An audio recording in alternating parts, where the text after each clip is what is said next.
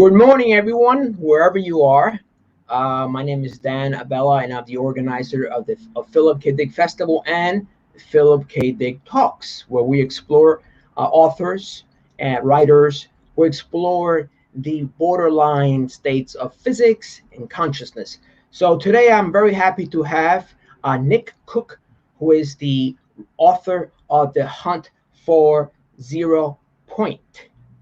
Let me bring him in here for a second. Nick, how are you? I'm doing very well, thanks, Dan. How are you? Good, good. For those who are not familiar with Nick, let me just read his very impressive background. Nick is an author of over 25 fiction and nonfiction titles in the US and the UK, including several ghostwritten ones. He's well known for his groundbreaking best-selling nonfiction book, The Hunt for Zero Point. He has also written, produced, and presented 2 feature-length documentaries for the History and Discovery channels. As an accomplished keynote speaker, Nick imparts his wealth of experience passionately on issues such as global challenges, sustainability, defense, and security, the future of technology, the power of story, and the human mind itself. This is overlapping with his new book, The Grid, which he just recently wrote. In 2020, Nick, in 2020, Nick, in response to the coronavirus, Nick launched via Nick Cook Works a call to action for cross-order sector solutions to global challenges fueled by the power of aerospace and defense sector science and technology. And one thing I want to also add that is not here is that Nick started, I think one of his major background work is for Jane's Defense Weekly, which is one of at that time, if not even today's, the largest magazine that reports on aerospace and engineering. So welcome, Nick. Thanks very much. It's great to be on the show. We met back in 2017. We did work. We were actually presenting a short documentary on the life of Ingo Swan, and Nick was there. That's where I met him for the first time. So a lot has happened since then, hasn't it? It certainly has. I mean, both in my own life, certainly, but in the world in general, a tremendous amount has happened. And, it has been a tumultuous time. I'm a writer. It hasn't affected my world the last year that much. I've been, I'm here in my garret in London. I write and I see the world go by. Obviously, I haven't seen as much of the world going by in the past year as I did before, but it has enabled me to knuckle down to a bit of writing. So in that sense, my past year, Dan, has been relatively normal, but it has been tumultuous for the world and, very upsetting for very many people. And, it is a tough and strange time that we live in. Definitely. Let's start out first with what got you started, which is, I think you're known primarily, or have been known, for your work, The Hunt for Zero Point, which was an international bestseller. And as I understand that you appeared on 2 feature-length documentaries, both on the History Channel and the Discovery Channel. But if we step back a little bit before that, you were the Aviation Editor for Yep. Jane's Defense Weekly. Tell us about how you got started in that. I mean, how you got started and what brought you made you interested in the whole issue of anti-gravity, classified world. What made you cross the border there?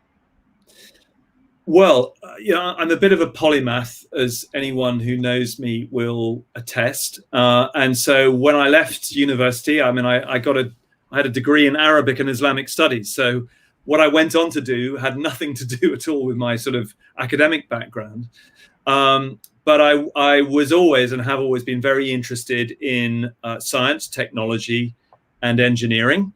And I didn't have a background in engineering, but having those as my interests, it struck me that what I could do was write about those things. So actually, soon after I left university, when I knew what I wanted to do, I moved into the world of technology reporting, and I've always been interested in aerospace and defense. So I wrote about those things, first of all, with a magazine called Interavia and International Defense Review. And then in 1986, I joined Jane's Defense Weekly, which is, you were kind enough to say in your introduction, very well known as a military affairs journal around the world, and is subscriber only, but it is subscribed to by, you know, people in the defense establishment, both industry and in the armed forces. Yep, there's a typical cover we would have run. And also in the intelligence communities, of course. And so it was a fascinating time to be with that journal. I became the aerospace editor, aviation editor in 1987, I think. And that gave me a platform or a mandate to go almost all over the world. So, you know, it was a fantastic brief, an interesting time. Cold War was at its height. The Berlin Wall fell down a couple of years after I got my editorship, and I traveled both in and outside the Soviet Union quite a lot to report on what was happening behind the Iron Curtain. So it was a very interesting time. Now, here's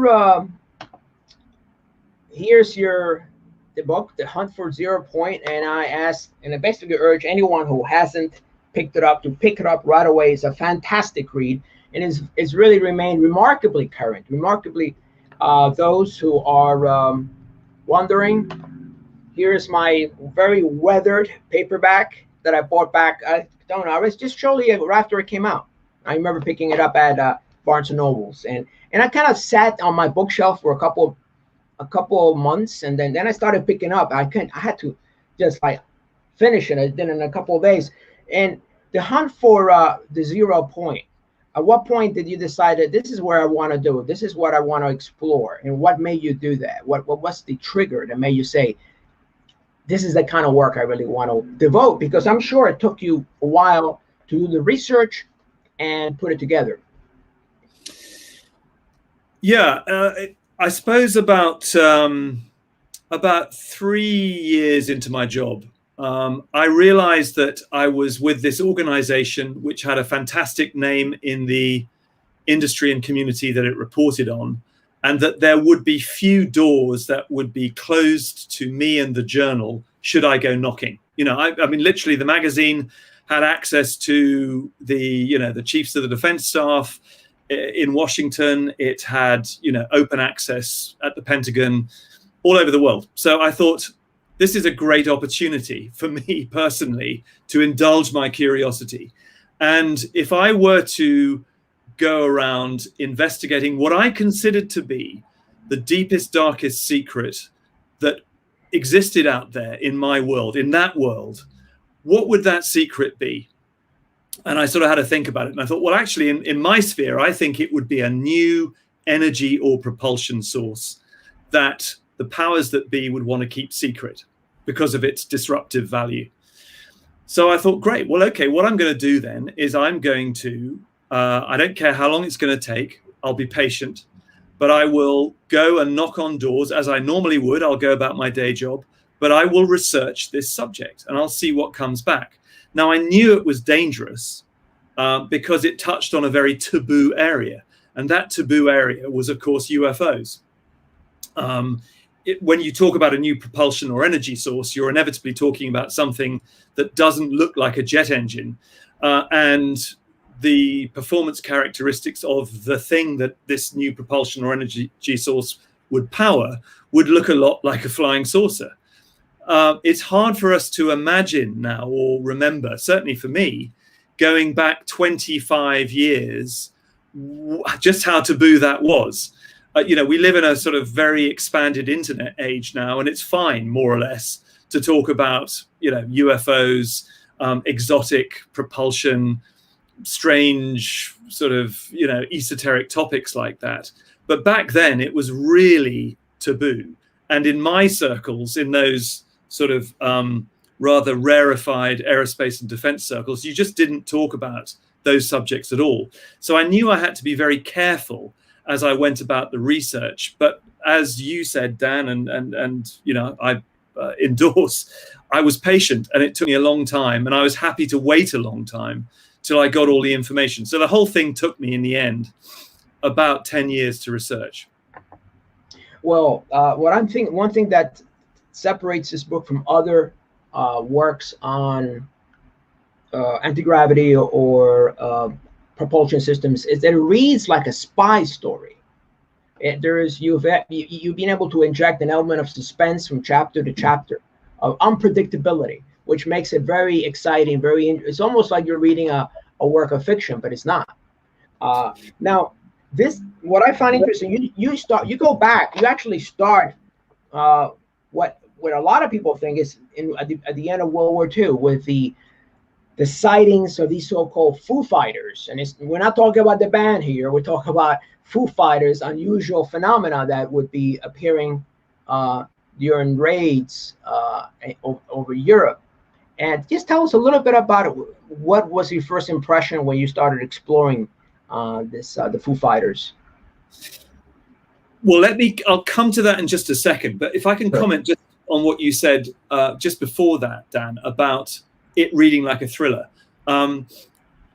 The sort of the brief that I had when I got the publishing deal, and I should just say that when I was doing that research, I wasn't setting out to write a book. I was just gathering information for my own purposes. I wanted to know, you know, a bit like Fox Mulder in the X-Files. I didn't want to believe, I wanted to know. And but after a while, I realized I had enough material to gather into a book.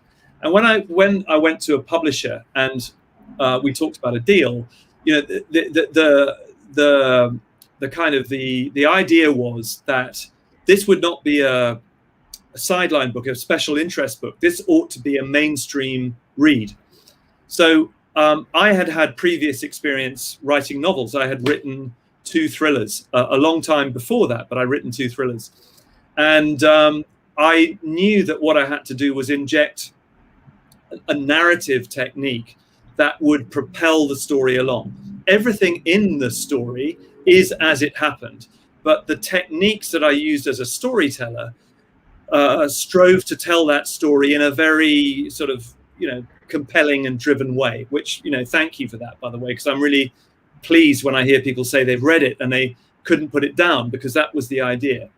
Now, turning to the question about, you know, World War II, I've always had an interest in World War II, but actually my real interest, as I said at the beginning, is in reporting on current events, current technology and technology trends. And that's what I've always done. So I started off actually talking to people in my world of Jane's Defense Weekly. So I'd go to talk to people at NASA. I talked to people at those aerospace and defense companies, Boeing, Lockheed Martin, Northrop, and, you know, all of those other big aerospace and defense companies where big and, you know, some secret, some not so secret stuff goes on. But then at a certain point in the trail, World War II data began to confront me. And that data, as you pointed out just now, circulated around things that pilots said they saw in the sky over Germany at the end of World War II. They called them Foo Fighters. They were balls of fire, light, sometimes metallic object in bomber streams that were flying over Germany, etc. And, you know, when I went to the primary sources on this, you know, bearing in mind a lot had already been written about it. In fact, so much that I didn't want to go near it. I felt that it was a very tainted subject area. But when you go back to original sources on it, and I spent a lot of time in and out of archives doing that, you could read the raw intelligence reports of those, you know, US Army Air Forces at the time, and you realize that they were reporting exactly as those reports have come down to us.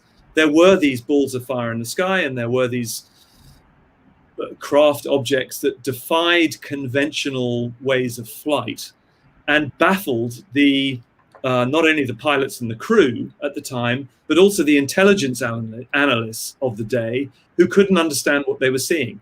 So at that point, I thought, okay, I've got to pay attention to this, and I've got to look into them myself. One thing that it's often suggested is that this was some sort of German secret weapon development. However, I've also heard that the Germans themselves were wondering about what was going on. So can you please, is that true, that even some of the German fighters were wondering what these balls were? Or all the information has always been on the Allied side? What were these things? Yeah, absolutely. I mean, I rather naively, and I have to say rather conceitedly, believed that I could go into these archives, I could use my specialist knowledge as an aerospace and defense expert and pick apart the data and go, I've cracked it. It was the Germans all along. They had built these craft secretly. The craft themselves and technology has either never come to light, or it's been suppressed by dark agencies of the CIA or the Pentagon, or the GRU in Russia or whatever. And the answers will pop out, when I sift through all the evidence. Of course, it was never going to be that simple. Right. And the story itself is not that simple. As you point out, the Germans themselves were baffled by what they were seeing in the skies too. And all of which began to tell me, I have to say, not when I was pursuing the story of the hunt for Zero Point, which spans a period of sort of half a century at least, because it takes us from World War II right up to the book's publication date, which was 2001. So,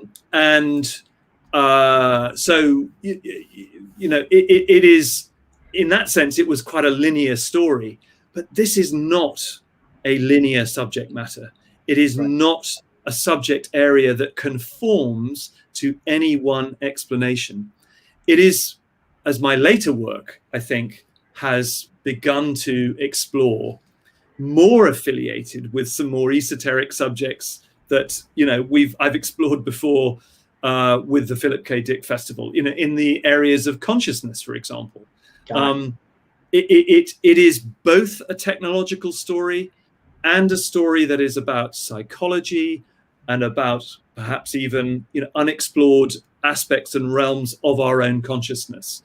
So that, for me, bearing in mind I'm still that polymath that I was when I entered Jane's Defense Weekly, makes it endlessly fascinating, frustrating certainly, because it's very difficult to get to the truth.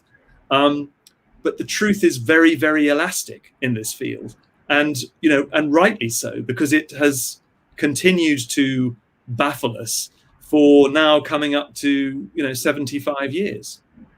Well, one thing I find about your book is that it's as relevant, as relevant today as it was back then.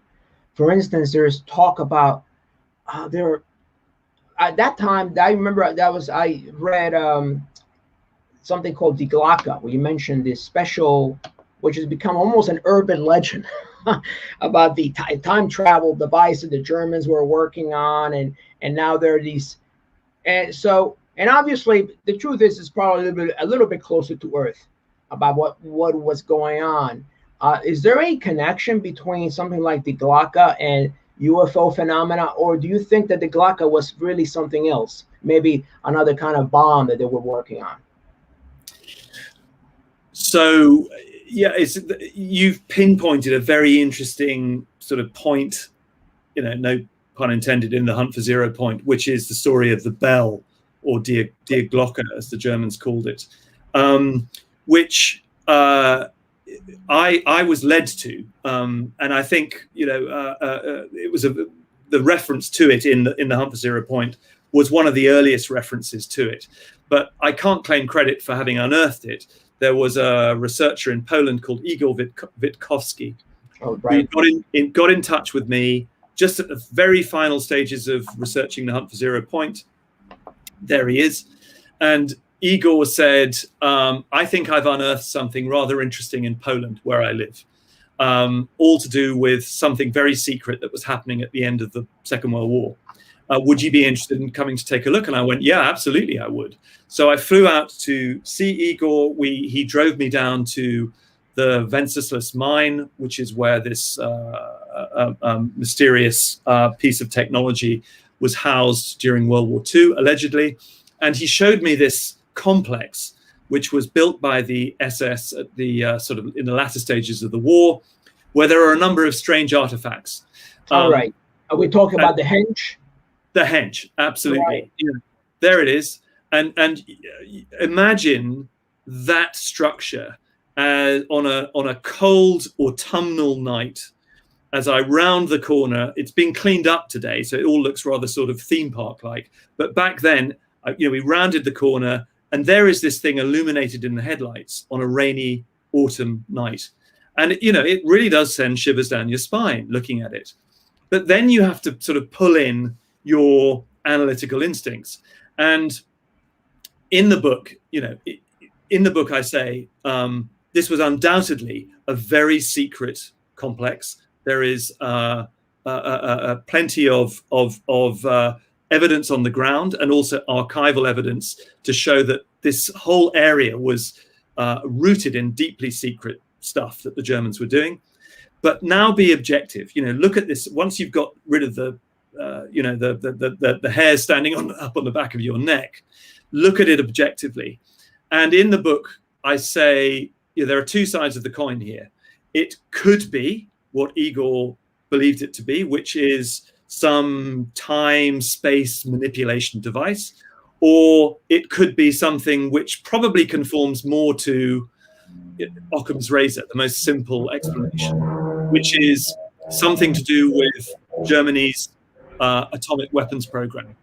And that structure, you see, that henge structure, was that the base of a cooling tower?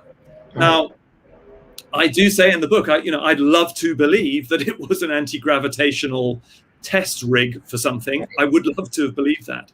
But I think the evidence is pretty overwhelming now. And I've done some more research since to say that this was part of a top secret SS-run nuclear weapons program, which in itself was deeply, deeply secret. So no wonder there's mystery surrounding its origins.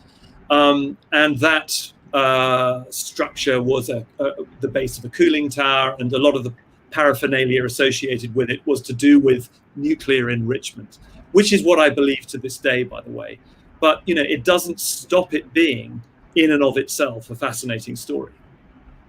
On a side note, the man, or the general Obergruppenführer, Hans Kammler, he himself seemed to have disappeared, or at least there was some speculation he may have died at the end of the war. But there's really, the person who was running this alleged operation also seemed to have vanished. Yeah, I mean, Kammler is a deeply interesting individual, and deeply unpleasant, it has to be said as well, for his affiliations with the Holocaust.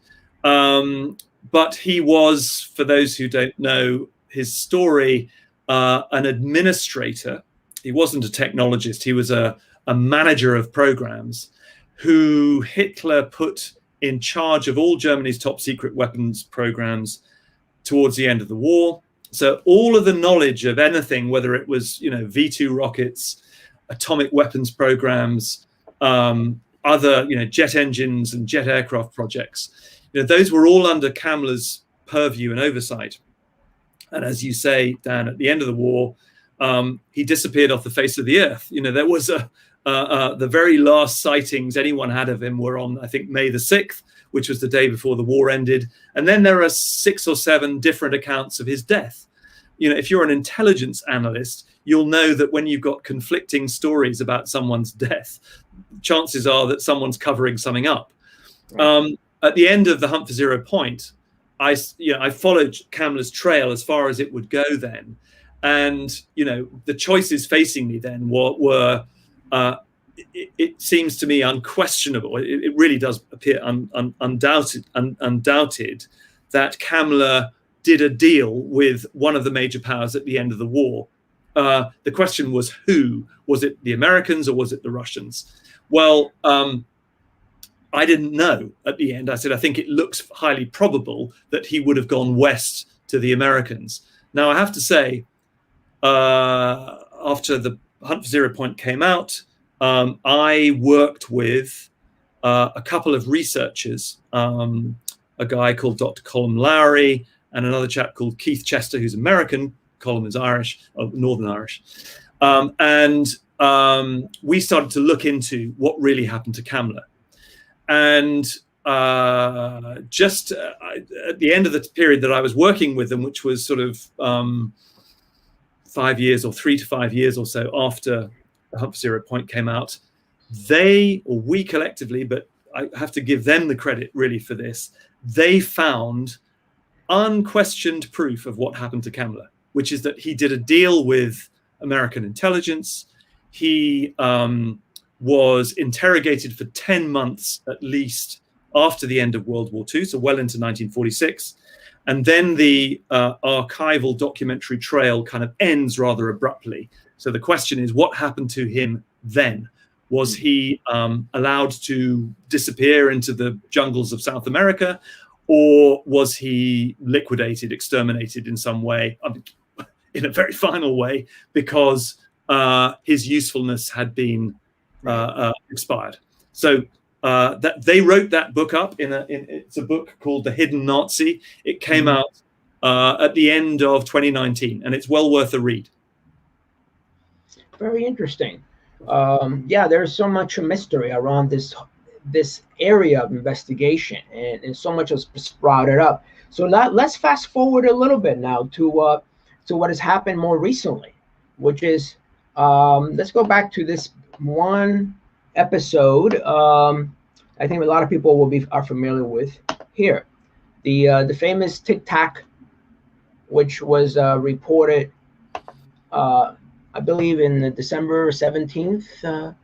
In the New York Times, 2017. Revealed it in December 2017. Yeah. Right. So that has, since that moment on, it sort of revitalized the whole interest in disclosure. What these flying crafts represent. What's the origin? And there are currently many officials who are coming out openly saying we really don't know what it is. But there are a lot more sightings that are being reported, such as John Radcliffe, from former DNA head. Just tell us a little bit about what your thoughts are, because it seems very odd that these things begin to pop up, and now all of a sudden the Pentagon and DOD, they're almost embracing this a concept which when you wrote about back in 20 years ago would have been regarded as subject of ridicule. So what do you think has changed since then?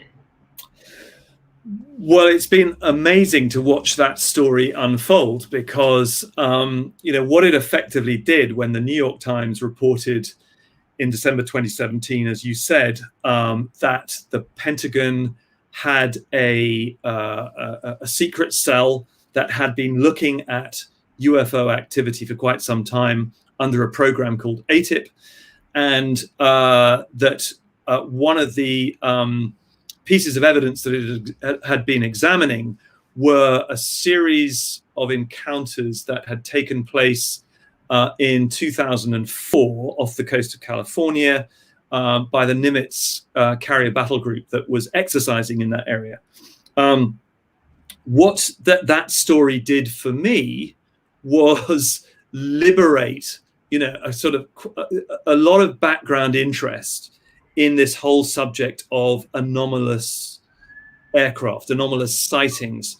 Note that the Pentagon doesn't even call them UFOs, it calls them UAP, unidentified aerial phenomena, because it just, the term UFO has a pejorative context, which, has sort of made it, again, a sort of somewhat taboo term for technologists and intelligence analysts to want to use. UAP is sort of sanitized and it sounds kind of almost respectable. But when people say UAP and UFO, they're not exactly talking about the same thing, because unidentified aerial phenomena embrace a range of different things. So does the term UFO, I might add, but it's come to be associated with flying saucers and ET and aliens and stuff.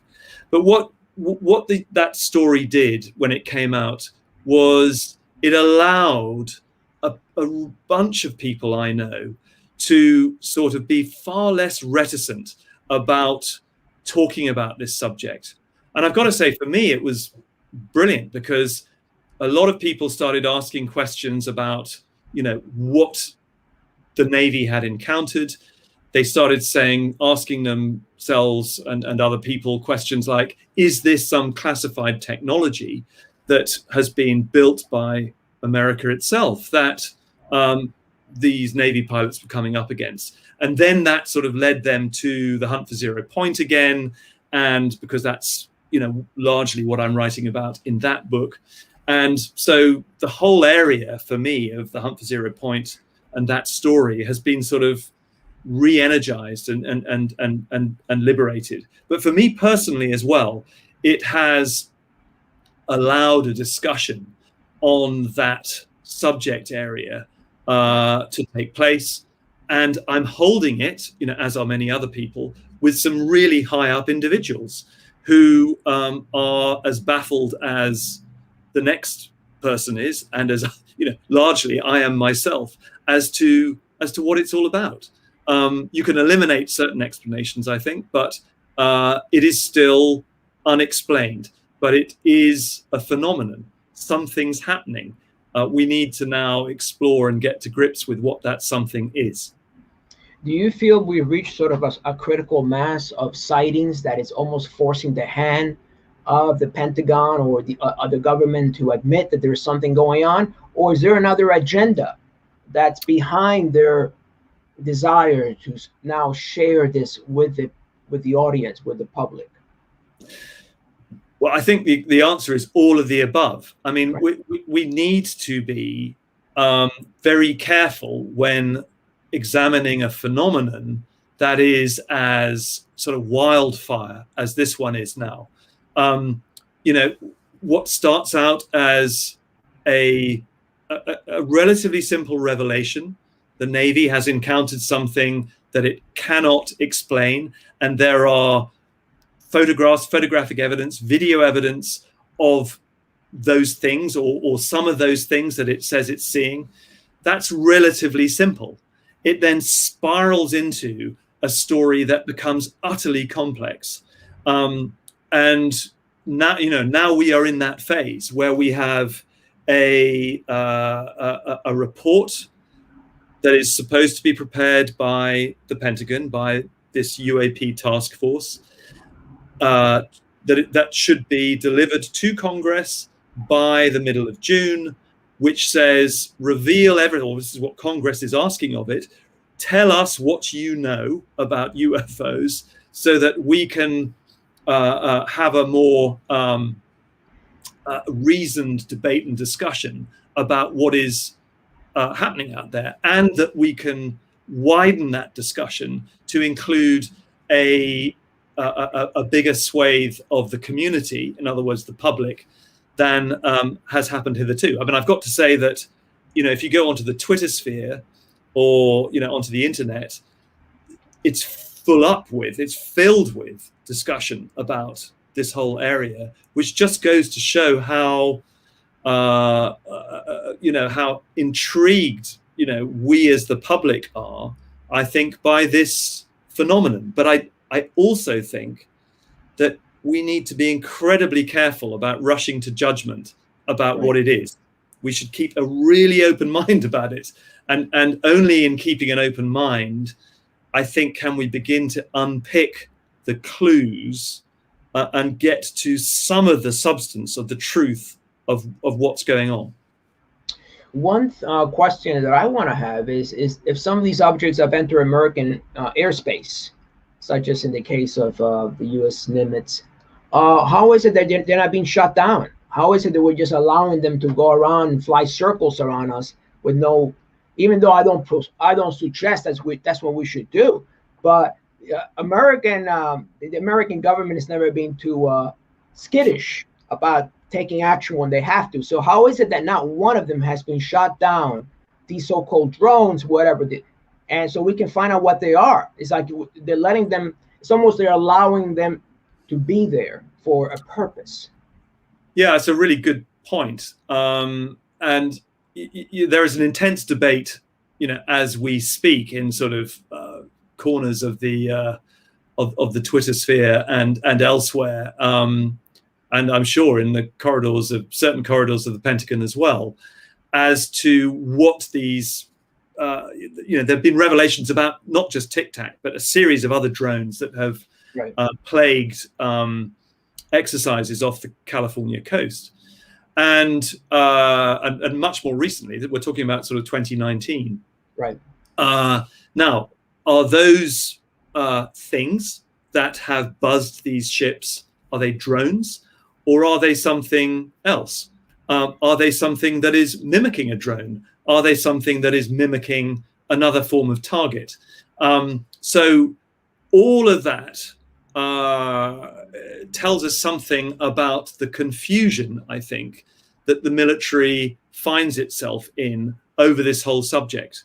And sure, I don't disagree with you at all. I think if these things were vexing enough, and if it was as simple, I like to believe too, as a drone, somebody would have shot these things down. There are levels of sophistication to any drone, but the more simple, smaller ones that seem to have been at the center of these reports about the Navy being buzzed in 2019 would appear to be relatively unsophisticated, and at some point in the procedure, particularly when you've got a lot of these things, I don't believe, and I come from a deep background of aerospace and defense sector technology development. Much as I would like to believe that there is a simple drone-only explanation to all of this, the jury's out for me on that. I don't see that at this point in time, much as I would like to. Well, Nick Pope has recently said that he believes these are supersonic drones from China or Russia. However, then he changes his mind. He then adds that, well, the U.S. really doesn't know what's going on. So it seems like there's, in a way, we're almost like repeating what our reaction was back in World War II with the Foo Fighters. It's almost like the drones is more like an updated version of the Foo Fighter. At least the look. And isn't that fascinating? Because what you have, in a sense, is a reflective phenomenon. You've got a phenomenon that seems to, in some way, mimic or reflect, sometimes just in advance of our current sort of state-of-the-art technology, what we ourselves then become preoccupied with. So it seems to be both precognitive in a way, but also reflective. And that is where it becomes, for me, a much more interesting prospect than merely a discussion or a debate about drones or alien spaceships or top secret aircraft. It merges and blends all of this and becomes a manifestation of something that is both, I think, psychological, but also embedded in certain aspects of consciousness. As I was saying earlier, is this in some sense some weird, unaccountable at this point in time phenomenon that is that speaks more to our understanding of reality and what reality is than it does to aliens or some aspect of top secret technology or even drone stuff. For me, I just want to keep an open mind at this point. But I do see something that is in its phenomenology, psychological and consciousness driven. And that has interested me actually so much that I plowed a lot of that deep research and background into this book that I've just written called The Grid, which posits a very secret surveillance system that is able in some way to tap into consciousness. Bear in mind, of course, as you know, Dan, no one knows what consciousness is. That's so right. Still debating the kind definition. It's a blank slate. Well, let's talk a little bit about Ingo Swan, because you also mentioned you've done some work, you've written something, and he is. We both met during one of the panels we were doing on Ingo Swan on a short documentaries. Tell us about your interest in Ingo Swan, and because he was certainly a very he was one of the first remote viewers, if I'm correct, that helped the. At that point, the project, what was it that started by Russell Targ and Hal Puthoff, the remote viewing Project Stargate and Grill Flame, and the CIA and Army remote viewing programs. Yes. So tell us a little bit about him. Yeah. There he is. There's Ingo. So when I wrote The Hunt for Zero Point, I went to see a scientist called Dr. Hal Puthoff, who very interesting guy whose sort of range of interests spans remote viewing. He was the sort of scientific architect with Russell Targ of the remote viewing program. He also spans theoretical research studies into the nature of reality in the form of zero-point energy, which is sort of one of the strata that underpins consciousness, possibly. So, and then he's also into stuff like ATIP, and he was an advisor to the ATIP program and UFOs. So Hal's sort of interest spans a very broad area, but I went to see him to talk about zero-point energy, as per the title of the book. But when I spoke to him, well, as we were talking about zero-point energy, I became aware of the fact that he had run this remote viewing program as well, and I mentioned it in Hunt for Zero Point. And then when the book came out, I got contacted by Ingo Swan. Ingo Swan, for those who don't know, was an eminent psychic who lived in New York and was recruited to the CIA remote viewing program by Hal Puthoff and Russell Targ when they were running that activity out of the Stanford Research Institute in California. So having mentioned Ingo Swan peripherally in the Hunt for Zero Point, he gets in touch with me and says, I've read your book, very interesting. Do you ever come through New York, and could we meet and chat? And I said, well, I do. And then we met, I think, a few months later. And then, and that was in, I guess, 2002 or 3. And then some years later, Ingo, for reasons best known to himself, God bless him, said that he wanted me and a friend of mine called Robert Knight to make a documentary of his life, which Robert and I started to do. And then it sort of ran out of steam.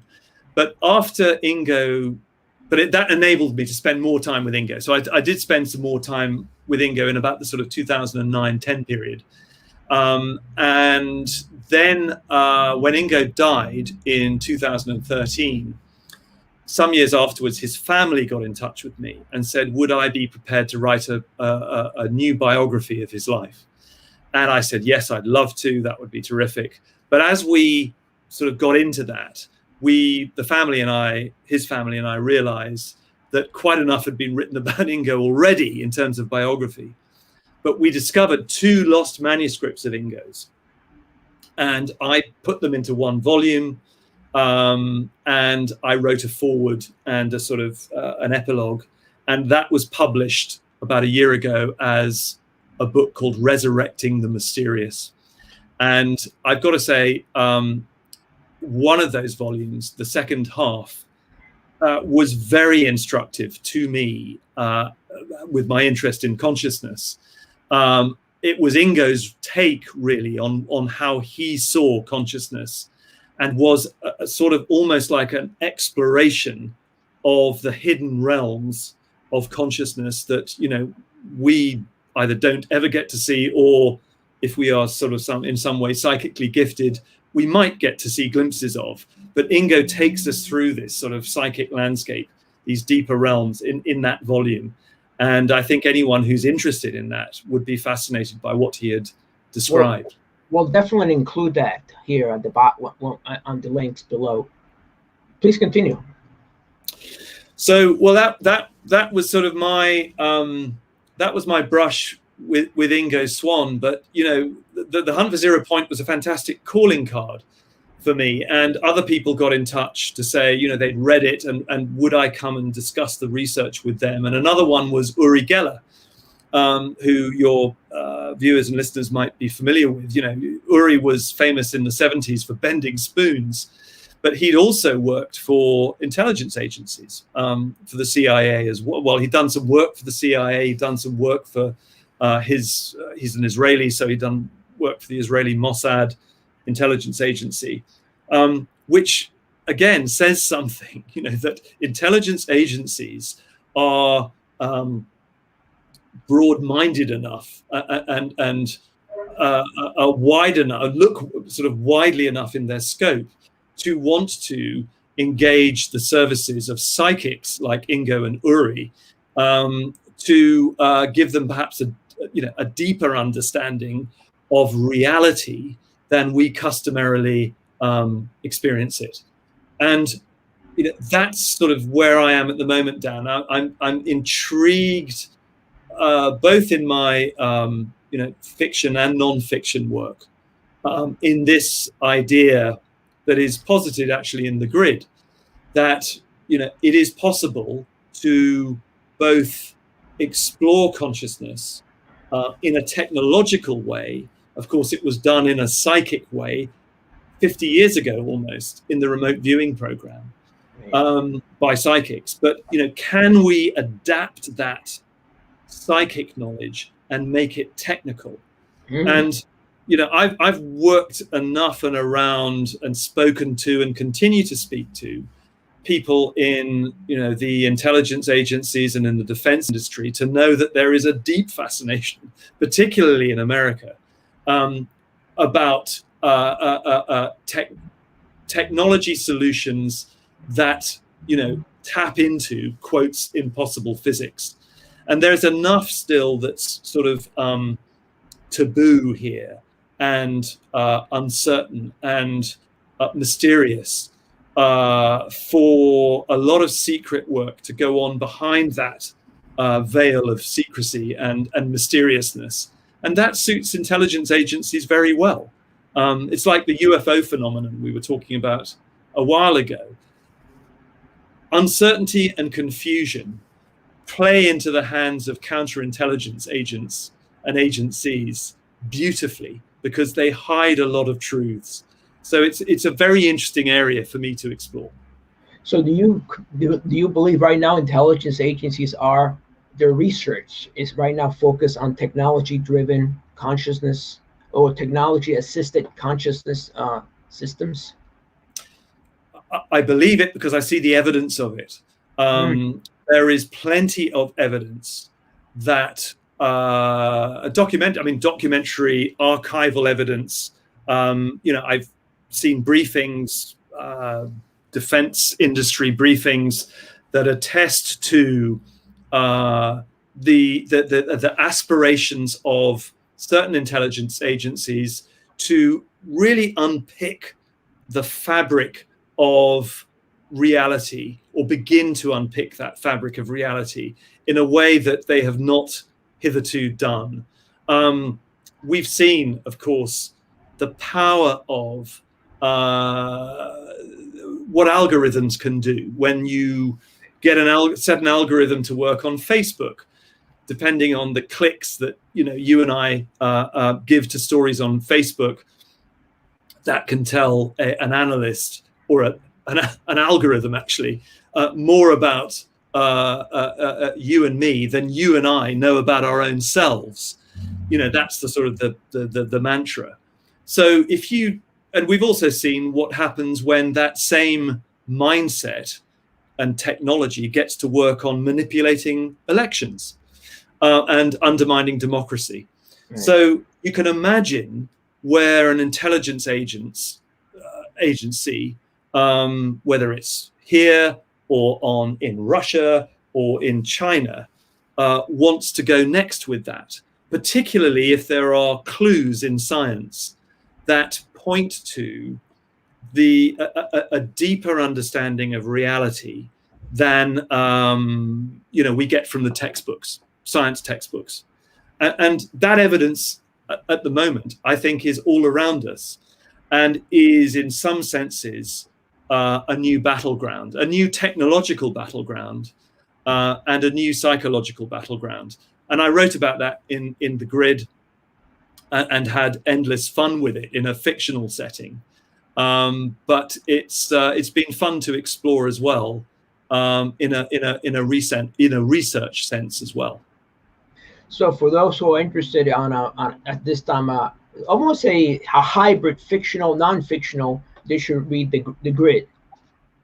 Yeah, I've got to say it's total fiction. It is, it taps into my early heritage. When I was first at Jane's Defence Weekly, that was my day job. I went home at night and I wrote thrillers, novels.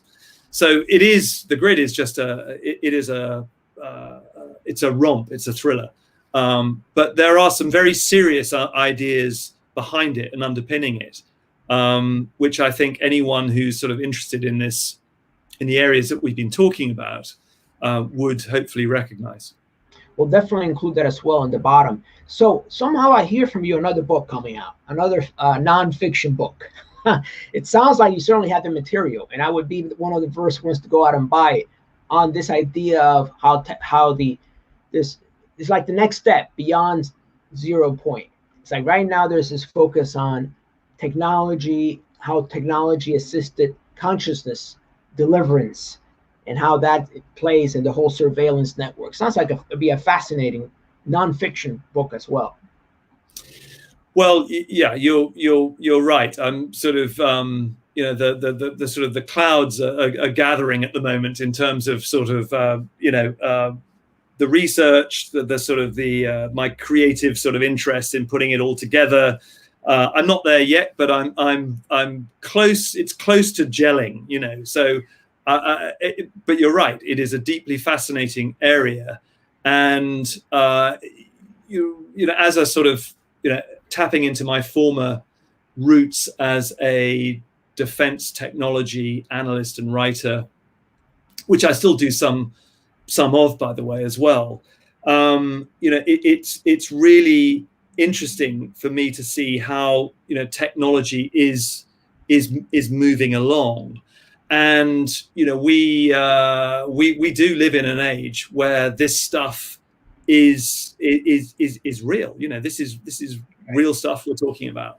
So yeah, putting it together in terms of a book that sets out not only where we are, but where that could be going as a trend. You probably have heard of something called grey zone conflict. We are sadly in an era of grey zone conflict at the moment, which describes conflict up to the point where shots are fired, and conventional warfare kicks in. It describes cyber warfare, attacks on cyber attacks on infrastructure plants, whether those are electricity stations or nuclear. We've seen a cyber attack in Iran in the last week. Right. That's grey zone conflict, but imagine where that could go with the new science that the Grid and other ideas that I'm looking at are exploring.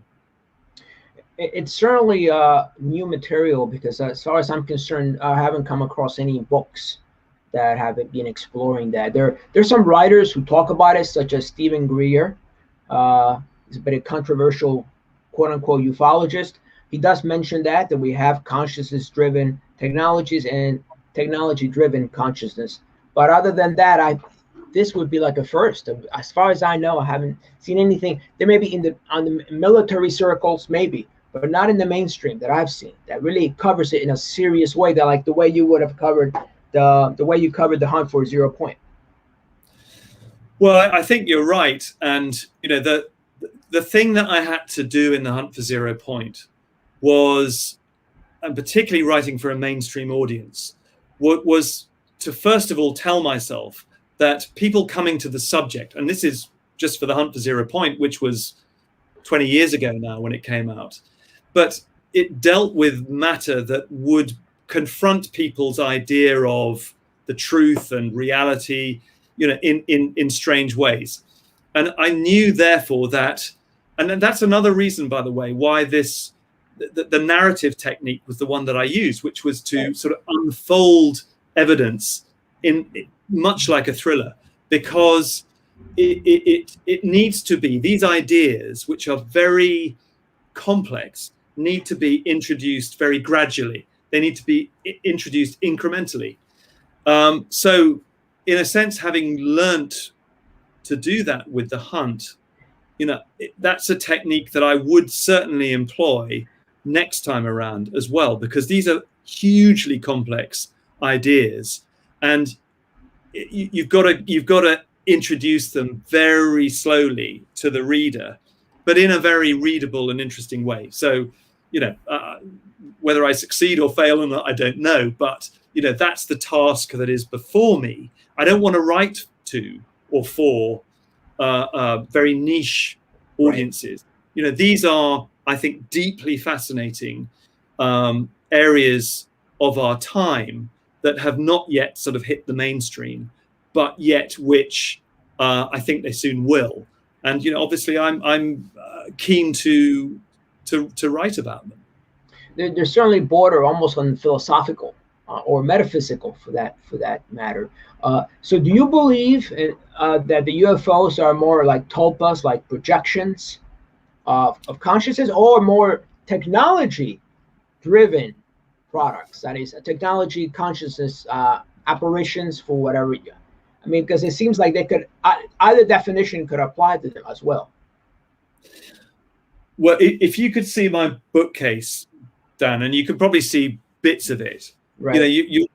You'll see that there are works on Carl Jung. There are books about psychology and psychiatry. There's technology on there.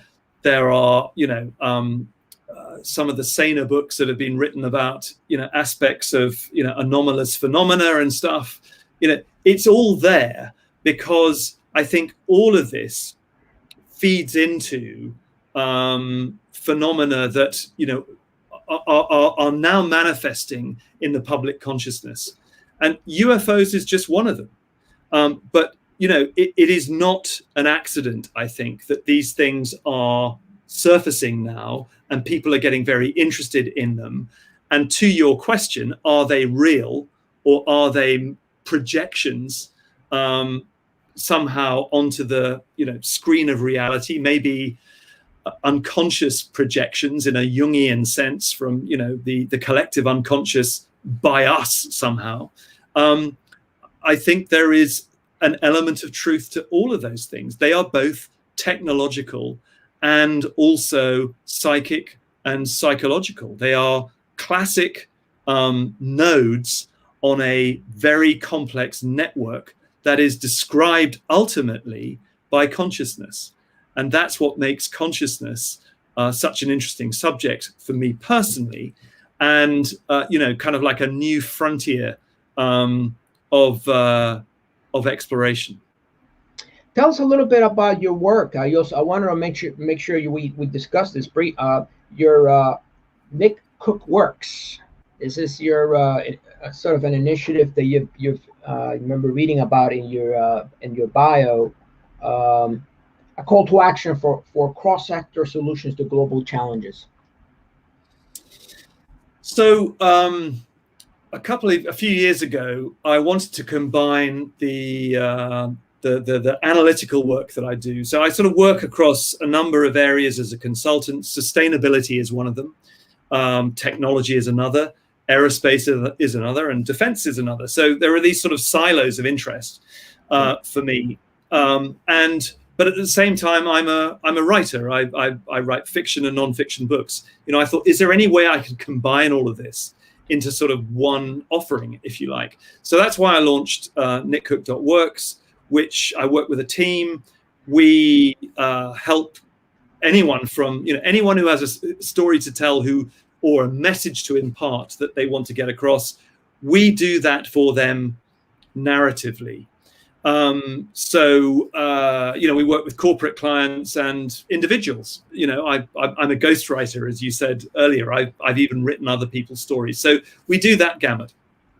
But when the pandemic hit, it was obviously a very tumultuous and traumatic time for everyone. And I saw what was being done by other people to help the situation, doctors and nurses and essential workers. And I thought, what can I do? And what I wanted to do was make people aware that within the aerospace and defense sector, there is capability, unseen capability. I'm not talking about secret stuff, but just capability that can go to fighting big architectural global challenges like climate change, food and water security, resilient cities, and humanitarian crisis and response. And we launched this pro bono sort of awareness campaign. We've interviewed people, there's some great interviews on there by people who speak to this.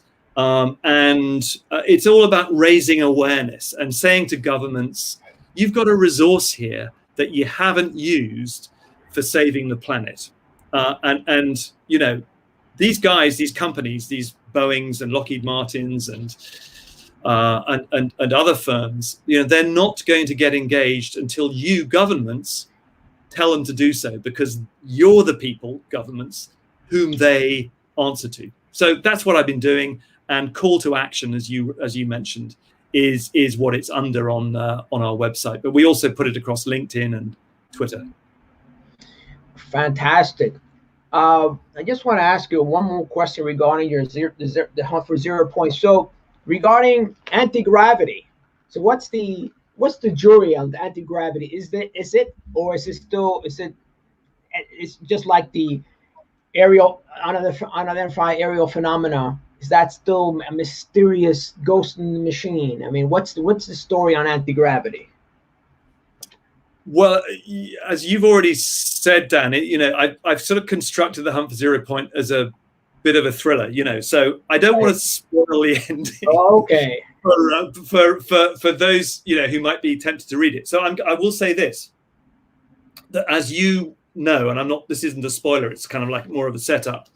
The trigger point, the sort of the inception point for the book, is my coming across a document on my desk at Jane's. I still don't know who put it there, but it was a document. It was a clipping from a 1950s magazine that talked about anti-gravity. It said the G engines are coming, and then it described all of these companies that I was quite familiar with, almost 35 years on, like Boeing and Lockheed and Convair and Bell, that were working on anti-gravity in the 50s.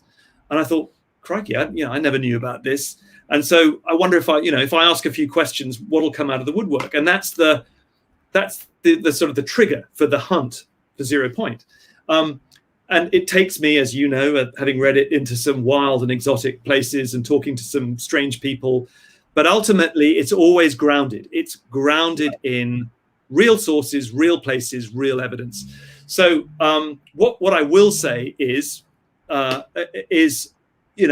asked about Tic Tac. Could that be a secret US anti-gravity craft that is buzzing the Nimitz carrier battle group off the coast of California? I don't think it is. I don't think it is.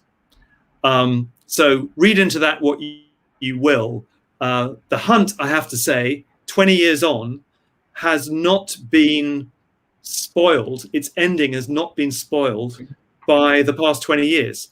The ending of the hunt is as relevant now as it was then. So anyone who picks it up, I like to think, I hope, and I invite response always. I enjoy getting feedback, but the book, as you read it today, hopefully is not out of date. You'll find it still relevant today as it was then. Yes, for those who are not, who are just beginning to become familiar with the whole UAP or UFO narrative, it goes beyond 2004, way back. So a lot of people think, oh, this is when we started seeing UAPs. No, so I think that anyone who's interested should pick up Nick's book, The Hunt for Zero Point, because it really it'll give you like a nice journey through the technology, and as well as other factors that might be in play when it comes to this sort of unusual phenomena. And I would say kind of reminds me a little bit of what Jacques Vallée mentioned in many of his works, which is the famous ufologist and also a pioneer of the internet, which is that whatever is happening, whatever phenomena, it seems to be pushing us beyond our boundaries. It's almost like an agent of evolution. It's certainly forcing us to think outside our silos too, not just whether it be physics or philosophy or metaphysics. It seems like it's almost like a convergence of various aspects of who we are. I'm a huge admirer of Jacques' work. I think it's profound, actually. And I was fortunate to meet him when I came, in fact, when you and I met at the Philip K. Dick Festival in 2017, I think it was. And so, that was a sort of personal pleasure for me to be able to meet and talk to Jacques Vallée there. I think you absolutely speak to the heart of what's going on, which is whatever these phenomena are, they are in some sense psychic in nature, and they have a function of tweaking the evolution of our consciousness in some way, of widening the aperture with which we view reality. And I have to say, I think there is quite a lot of that going on at the moment. I think that aperture is widening immensely at the moment to give us a much deeper sense of reality as we understand it, and to see beyond the things that we customarily see using our five senses. It is almost as if there is a sort of a loosening of the veil through which we are seeing reality. And funnily enough, that gets us back to dear old Ingo Swan, because that was Ingo's contention. This is a guy who was paid a lot of money as a consultant by the intelligence agencies. He said that this would be the time that would happen, the so-called Aquarian age, when things became clearer. And that seems remarkably prescient now, because things are becoming stranger, certainly. But I think we are experiencing that, widening of the lens, that widening of the aperture to see things in a new way that we had not, in ways that we weren't seeing them even a few years ago.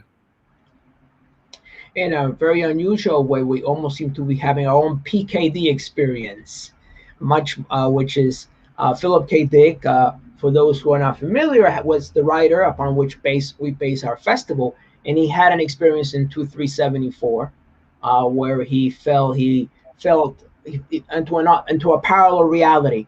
But the one thing I took away from his experience is that never stop questioning, always have. Because whatever this phenomenon is, requires us almost to spend one narrative explanation. It seems to fall into various explanations, maybe all at the same time. And that it certainly makes for a very interesting time to live in. It certainly does. It certainly does. And that's a very good message, which is, be broad-minded, never stop questioning. If you're a curious person, and if you live by that mantra, you're going to have a very interesting life. And to be relentlessly curious is sort of kind of what drives us forward. So, I think that's a really, really good point. And, Philip K. Dick, as better than anyone, was incredibly prescient about the future. I mean, in terms of not just about sort of technology matters, but on the metaphysics of where we are now. And so it's great to be a part of this festival, because the subject areas that are talked within Philip K. Dick's sort of framework are just endlessly fascinating as well. It's almost like he tapped into something early on. Other writers have also done so, and I think we are beginning to also experience that kind of the veiling, or the pulling of the veil, of such as the UAPs and this anomalous phenomena. Ingo Swan, remote viewing. There's certainly a convergence of evidence to suggest reality is far more complex and interesting than we like it to be. And that is it. It is just that. It is, reality is far more complex and interesting than we give it credit. And that alone to me is just phenomenal. That as I've done for much of my life, I've bumbled along, not really taking things in. And if you read what the mystics exhort us to do, which is to be present, to be aware, to try and sort of live in that now moment. It's in that now moment that you are, your awareness is so much more attuned to what's going on. And I do meditate. I don't do much more than that, but that has allowed me to be, I think, a little more present than I used to be. And I like to think as well to be attuned into some interesting things that are going on. And that's exactly it, Dan. It is, the world is infinitely more complex than we give it credit. And science, which I respect enormously, up to the point where it says, leave the pondering of reality to the scientists, and everyone else butt out. Science is really struggling on some huge issues, as we all know. It doesn't know what 95% of the composition of the universe is, because it's composed of dark energy and dark matter. It's at the point where science is telling us, all of us, mere mortals, to butt out and leave it to the scientists. That's where I disagree with them. But on matters of physics that one can nail down, of course I have an immense respect for science. It's a discipline I've come up through myself, through my journalistic training, but it doesn't hold all the answers. We are on a frontier at the moment, in which science is saying, well, hang on a second, we can't see any further than where we are now, and yet we don't really want to explore the stuff that we scientists call woo-woo, because it's dangerous, and it's going to in some way impact on our reputations, and maybe even more than that, it might impact on our funding, and that's the critical thing, of course.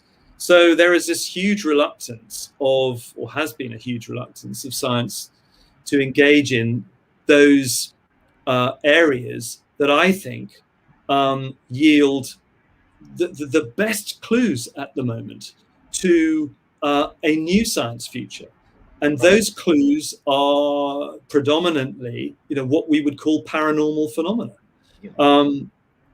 And not to examine those or look at them scientifically, to my mind, is crazy, because that's the definition of craziness, is not to examine clues that manifest in the science realm, which appear to point to new understandings in science, physics, consciousness, call it what you will.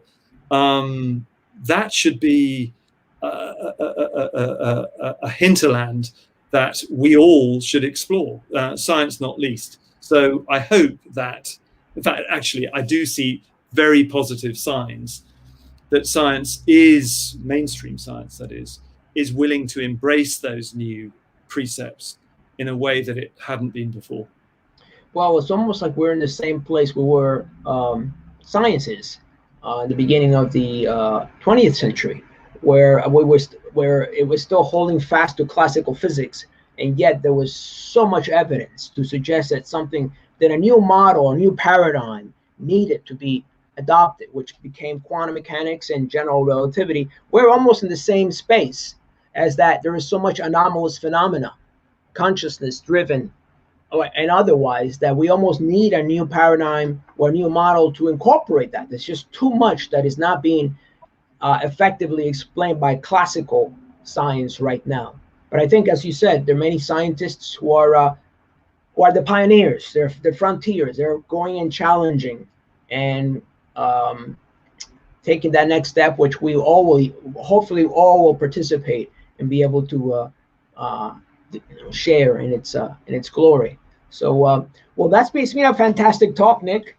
Okay, again, for those who are not familiar, please pick up this book, The Hunt for Zero Point. It's fantastic read, current, and it really after you're reading it, you might be able to understand a lot of what's going on right now. The second book is the Grid, which you wrote. You actually written a lot of books, but this one you wrote recently, which deals with surveillance and this sort of consciousness propagated, or technology propagated consciousness. And you mentioned that third book, which you helped, which you converged into manuscripts of Ingo Swan. Yeah, that's Resurrecting the Mysterious. That came out in I think it was August of last year. Okay, great. We'll make sure we include all those at the bottom here. Nick, it's been fantastic. Great talk. Great catching up. Hopefully the next time we'll meet there'll be a lot more interesting stuff. I mean, the next few months, who knows? Maybe some information will be out there in June. Believe it's June 27th when they're supposed to release. Hopefully not too much of it will be redacted, because that seems to be their take. It seems to be their stock in trade is to redact everything. Yeah, well, we can only hope. We can only hope. Absolutely. Look forward. Keep us posted on that next. I see that nonfiction coming around the corner. I just get a sense coming real soon. So have a great day. Stay well. Thank you. Thanks for having me on the show. I really enjoyed the conversation, and hopefully the next time we see each other, it'll be, we'll be released from lockdown and we can meet up in person. That would be great too. That's fantastic. You have a good one. We'll talk to you real soon. Bye-bye. Thanks again. Bye. Bye. Well, folks, this brings us to another Philip K. Dick Talks. Thanks you for sharing. Please subscribe at the bottom here, so we can continue to expand and bring you more writers and scientists that explore the borderline state of consciousness and otherwise. So you all have a great day, and I'll speak to you real soon. Bye-bye.